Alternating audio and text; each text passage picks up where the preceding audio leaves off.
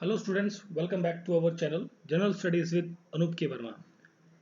ये आज आपकी स्क्रीन पे क्वेश्चन पेपर दिख रहा है। ये पेपर है आपका हिमाचल प्रदेश एसएससी की तरफ से जो एक पेपर हुआ है, और इस पेपर का नाम है आपका इंस्पेक्टर लीगल। ये पोस्ट थी basically in the metrology department के अंदर। और इसका जो बेसिकली पोस्ट कोड है वो है 969 का। ठीक है। और जैसे कि आप दिख रहा होगा, यहाँ पर आपको वाटरमार्क भी दिख रहा होगा। तो ये पेपर मैंने himexam.com जो एक वेबसाइट है वहाँ से लिया है। तो उनको मैं थैंक्स कहना चाहूँगा जिन्होंने ये पेपर अपलोड किया है हिमाचल प्रदेश का। तो उनका ये लोगो लगा हुआ है, तो thank you for providing the question paper. तो अब हम बात करेंगे इस पर्टिकुलर वीडियो के अंदर, यहाँ पर जो भी सॉल्यूशन होगा इसका। ठीक है। तो यहाँ पर 200 क्वेश्चन है। फर्स्ट वीडियो के अंदर हम 1 to 75 क्वेश्चंस के सॉल्यूशंस को हम बात करेंगे। 1 to 75 क्वेश्चंस के आंसर्स के बारे में हम यहाँ पर डिस्कस करेंगे। तो चलिए सबसे पहले हम देखते हैं अपना फर्स्ट क्वेश्चन। तो फर्स्ट क्वेश्चन आप देख सकते हैं। फर्स्ट क्वेश्चन में पूछा है electric fan is switched off in a close room, the air of the room is heated. वहाँ की जो एयर होगी वो क्या हो जाएगी, गर्म हो जाएगी। तो यहाँ पर करेक्ट आंसर होगा option number B. Next question है क्वेश्चन नंबर 2। तो a piece of glass is heated to a high temperature, then it allowed to cool. If it cracks, a probable reason is, तो इसका जो reason होगा वो होता है it's low thermal conductivity. Option A is a correct answer. Next question, winds displacement law जो है वो फेल हो जाता है, कब होता है, जब फॉर द लॉन्ग वेवलेंथ के लिए। Option D is a correct answer for question number 3। ठीक है। चलिए फिर हम बात करते हैं क्वेश्चन नंबर 4 की। तो क्वेश्चन नंबर 4 में है water is use to cool radiator of engine because. तो यहाँ पर जो करेक्ट आंसर होगा that is it has a high specific heat. Option D is a correct answer. Absolute zero is the condition at which. तो absolute zero की condition कब होती है, जब मॉलिक्यूल्स जो है वो मोशन में होते हैं बहुत ज़्यादा। तो ऑप्शन नंबर सीज हो जाती है, उनकी जो मोशन है वो क्या हो जाती है, सीज हो जाती है, रुक जाती है। ठीक है। इंटरमोलिकुलर फोर्सेस जो है वो सारी क्या हो जाती है, फ्रीजिंग एक तरीके से स्टॉप हो जाती है। ठीक है। Option number A is the correct answer question number 5। चलिए फिर हम बढ़ते हैं अपने अगले क्वेश्चन की तरफ। क्वेश्चन नंबर 6 है। क्वेश्चन नंबर 6 में पूछा गया है बोलोमीटर मेजर्स द। बोलोमीटर क्या मेजर करता है, हीट रेडिएशन को मेजर करता है। ऑप्शन बी करेक्ट आंसर है। Circular motion of a particle with a constant speed is a periodic but not simple harmonic. तो 7th क्वेश्चन का करेक्ट आंसर हो जाएगा option number D. 8th question की बात करें, two sources of intensity is 25:1 interferes, the ratio of intensities at maxima and minima will be. तो यहाँ पर जो रेशियो होगा वो होगा 9:4 का। Two sound waves having the phase difference of 60 degree have the path difference of that is lambda by 6। Option C is the correct answer question number 9। चलिए बढ़ते हैं फिर हम आगे। क्वेश्चन नंबर 9 के बाद क्वेश्चन नंबर 10 देखते हैं। यहाँ पर क्वेश्चन नंबर 10 में पूछा गया है कि पैरेलल प्लेट कैपेसिटर को चार्ज हो रहे हैं और चार्जिंग बैटरी कर रहे थे, उसके बाद उन्हें हटा दिया गया, डिस्कनेक्ट कर दिया गया। If the plate capacitor are removed further then, तो वहाँ पर क्या इफेक्ट आपको देखने को मिलेगा, वोल्टेज अक्रॉस द प्लेट क्या हो जाएगा, वो बढ़ जाएगा। ऑप्शन नंबर बी यहाँ पे रहेगा करेक्ट आंसर क्वेश्चन नंबर 10 का। 11th क्वेश्चन की हम बात करते हैं electrostatic energy storage in capacitor क्या होता है, half Q V, Q V होता है, half Q V. And electric dipole placed in a non uniform electric field experiences a. तो यहाँ पर होगा correct answer both torque and net force यहाँ पर फील करती है। Question number 13, a wire is stretched to increase its length by 10% percentage increase in the resistance क्या होगा, that is in 21%। Option number B is the correct answer for the question number 13। So next question है हमारा question number 14। तो question number 14 में पूछा गया है कि the masses of 3 wires of copper in the ratio 1:3:5, और उसकी लेंथ जो है 5:3:1 में है। तो रेशियो ऑफ इलेक्ट्रिकल रेजिस्टेंस क्या होगा, ये होगा 125:15:1। Option number A is the correct answer. Electrical conductivity of the metal decreases with temperature because. तो here is the 15th question. Question का करेक्ट आंसर होगा that is atoms in a metal wire vibrate more at the high temperature। Option number B is the correct answer। 16th question, Ohm's law does not obey in vacuum tube। Vacuum tube के अंदर ओबे नहीं करता Ohm's law। V equals to I R वाला जो concept आपका रहता है। 17th क्वेश्चन की जब हम बात करते हैं तो यहाँ पूछा गया है कि length of the wire is double, the conductance will be halved. Option number B is correct answer. 18th question, electrolysis, the mass of substances liberated at the cathode is proportional to the, तो ये proportional होता है quantity of electricity passed होता है, option number A is the correct answer. And 19th question की बात करें, brightness of bulb will be reduced if the resistance is connected in series, option number A is correct answer. Question number 20th की जब हम बात करते हैं तो यहाँ पर पूछा गया है आपसे क्वेश्चन नंबर 20 के अंदर, current is passed through the straight wire, the magnetic field established around it has a fine lines of forces, कौन सी लाइन ऑफ फोर्सेज होती हैं, सर्कुलर और एंडलेस फोर्सेज आपको देखने को मिलती हैं, ऑप्शन नंबर ए यहाँ पर करेक्ट आंसर है, क्वेश्चन नंबर 20। चलिए बात करते हैं हम फिर आगे अपने क्वेश्चन नंबर 21 की, तो क्वेश्चन नंबर 21 में पूछा गया है, if a long hollow copper wire carries a direct current, the magnetic field associated with the current will be outside the pipe, option number A is correct answer। A current carrying loop is placed in a uniform magnetic field, the torque acting on it does not depend upon, so 22वें question का correct answer होगा that is option number A, shape of the loop. Time period of a freely suspended magnet does not depend upon the, ये किस पर depend नहीं करता, length of the suspension fibre पे, option number C correct answer है। Agonic lines are the zero declination, ठीक है, जो मैग्नेटिक डिक्लेशन एंगल होता है वो जीरो होता है, तो यहाँ पर करेक्ट आंसर हो जाएगा ऑप्शन नंबर ए। 25वां प्रश्न है, magnetic field is measured by, that is flux meter के द्वारा मेजर किया जाता है।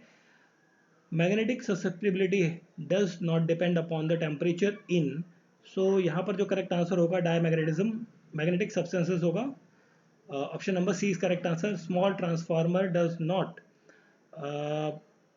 Sorry small transformer does not, actually इस क्वेश्चन में थोड़ा सा डाउट है, अभी छोड़ता हूँ इसे, मैं नेक्स्ट पार्ट में इसका आंसर बता दूंगा मैं आपको। चलिए बढ़ते हैं आगे क्वेश्चन नंबर 28 की तरफ। 28 में पूछा गया है, the direction of induce current in such that opposes the very cause it produces the law is a Fleming law, option number D is correct answer. Capacitance is made 1/4 of the LCR circuit, then how much of the inductance will be changed in a circuit remaining resonance, that is 4 times, option number C is correct answer। The transmission of electromagnetic waves was first demonstrated by, this is demonstrated by the Maxwell, option A correct answer है। Magnetic field can be produced by a moving charge and the charge changing electric field, दोनों की वजह से होता है, तो correct answer हो जाएगा option number C, both A and B is the correct answer. 31 number question. 32 number question की जब हम बात करते हैं, so the difference between the soft and x-ray, sorry soft and x-ray जो है is off because of the, ये किसकी वजह से होता है, ये होता है बेसिकली वेलोसिटी की वजह से, ठीक है, option number A is the correct answer. The lens of p plus p power is immersed in water, its power will be decreased, option B is correct answer. A cylindrical lens is required to correct the astigmatism, ठीक है, option number C is the correct answer 34th number question का।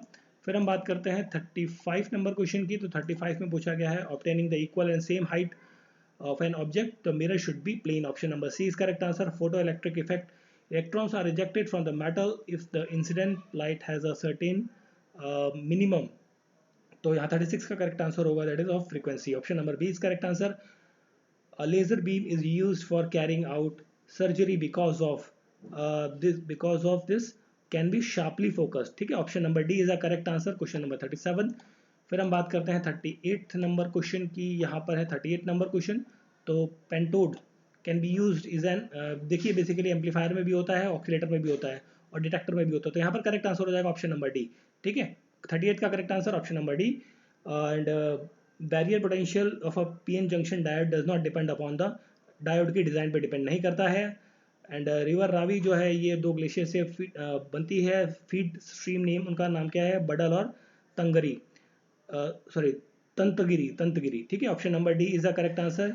लियो Pargial is a famous peak of Kinnaur has a height of, इसकी हाइट जो है यहाँ पर रहेगी आपकी 670, आई थिंक ये है, I think option number C is correct answer, 6770 feet, option C is correct answer. Question number 41, historical village Kamru in Kinnaur is located in Sangla valley, option number D is the correct answer. फिर हम बात करते हैं next 43 number question की, यहाँ पर पूछा गया है, Jauni hot water spring is located in Himachal Pradesh, कहाँ पर है, this is in Kullu. And renowned Nirath temple जो है ये किस नदी के किनारे है, ये सतलुज नदी के किनारे है। Who was the ruler of Chamba when Anta Devi of Kashmir invaded their territory, तो यहाँ पर जो करेक्ट आंसर होगा सलवना वर्मन, ठीक है। Option D is the correct answer. Which ruler of Kangra attacked Mandi state to capture the Gumma salt mine. तो यहाँ पर जो करेक्ट आंसर होगा that is Sansar Chand. Option number A is the correct answer, ठीक है। चलिए पढ़ते हैं हम आगे। फिर 46 के बाद 47 number question, which ruler of Bilaspur helped Aurangzeb. तो यहाँ पर 47 क्वेश्चन में थोड़ा सा डाउट है मुझे, तो आई थिंक दीपचंद होना चाहिए, बट डाउट है थोड़ा सा इसको इस क्वेश्चन के अंदर। चलिए आगे बढ़ते हैं 48 नंबर क्वेश्चन की। Which was not the demand of Dhami Praja मंडल।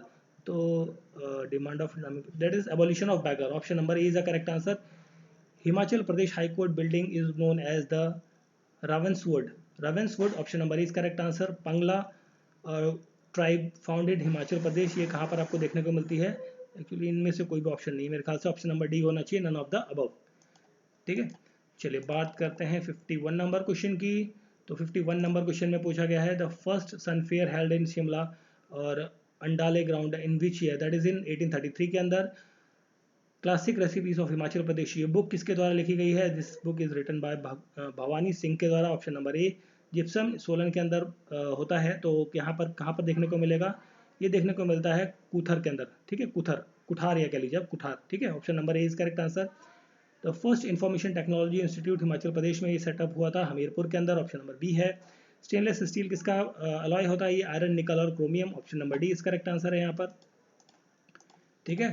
और फिर हम बात करते हैं 56 क्वेश्चन नंबर की। यहाँ पर पूछा गया है कि जो स्मोक बॉम्ब है उसके अंदर क्या मिला होता है? इसके अंदर फास्फोरस होता है। Variety of coal in which deposit contains recognisable traces of original plant material, that is peat. Option number B is a correct answer. Paper is manufactured by basically wood and resins, basically pulp से होता है। तो option number यहाँ पर मेरे ख्याल से correct answer होना चाहिए ऑप्शन नंबर ए, ठीक है। 58 का। फिर हम बात करते हैं 59th क्वेश्चन नंबर की। तो here the thyroid gland is situated near which organ, that is larynx, ठीक है। Option number C is correct answer है। largest part of human brain, that is cerebrum.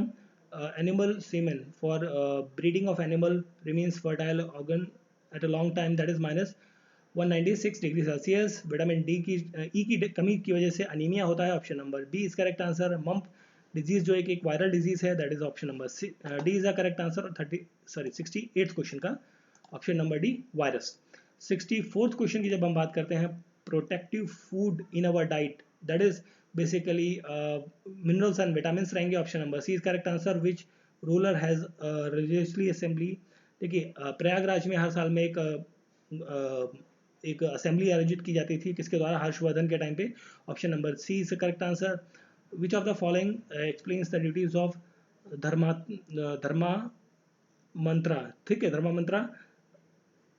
धर्म महामात्रा के अंदर जो ड्यूटीज हैं उनके बारे में किसमें एक्सप्लेन किया गया है? ये एक्सप्लेन किया गया है माइनर रॉक एडिक्स के अंदर, ठीक है। लघु शिलालेख के अंदर ये मेंशन किया गया है।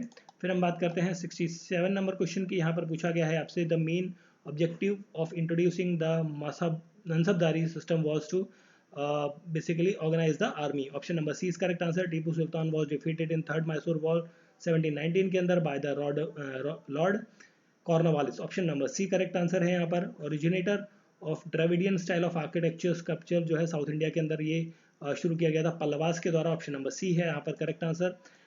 एंड 70वें प्रश्न की जब हम बात करते हैं, इलोरा गुफाएं जो हैं महाराष्ट्र के अंदर, वो किसके द्वारा बनाई गई हैं? राष्ट्रकूट के द्वारा। ऑप्शन ए है। ह्यूंगसांग जो है, ह्यूंगसांग ये भारत कब आया था? हर्षवर्धन के टाइम पर। And who among the following was able administrator, that is option number B Sher Shah. Who after the constitutional deadlock due to the quit India movement gave the back to Crips, that is C Rajagopalachari. Option number D is the correct answer, ठीक है। Next हम बात करते हैं, अगले दो और question देख लेते हैं यहाँ पर। तो यहाँ पर आप देख सकते हैं 74 नंबर क्वेश्चन, मॉडरेटर्स और एक्सट्रीमिटिस्ट जो थे, गरम दल और नरम दल, तो ये दोनों कांग्रेस से अलग हुए थे। किसका जो मेन कारण था वो था स्वराज, ठीक है। स्वराज पाने का जो तरीका था उसके ऊपर। In which cases did the supreme court restored primary fundamental duties over the DPSP, that is the Golaknath case है, बहुत इंपॉर्टेंट केस है, ठीक है। तो ये हमने बात करी 1 to 75 क्वेश्चंस की। Basically this was the paper of HPSSB या आई थिंक SSB के द्वारा करवाया गया है। ठीक है, तो ये पेपर था आपका, पेपर किसका था? इंस्पेक्टर